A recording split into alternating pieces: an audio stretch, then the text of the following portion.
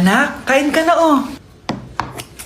Darating yung mga kaibigan ko ah. Wag na wag mo ako ipapahiya. Ah, sige anak. Ay, andyan na sila. Oo, tapos nagkita kami ng ex ko, di ba?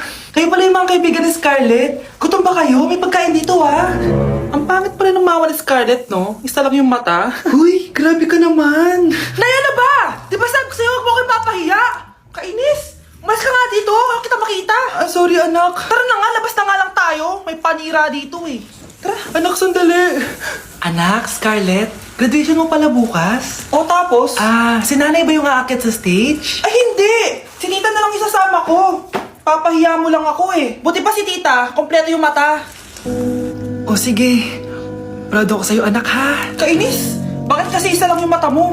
Balang araw anak, malalaman mo rin kung bakit. Diyan ka na nga, marami pa akong gagawin. Ano bang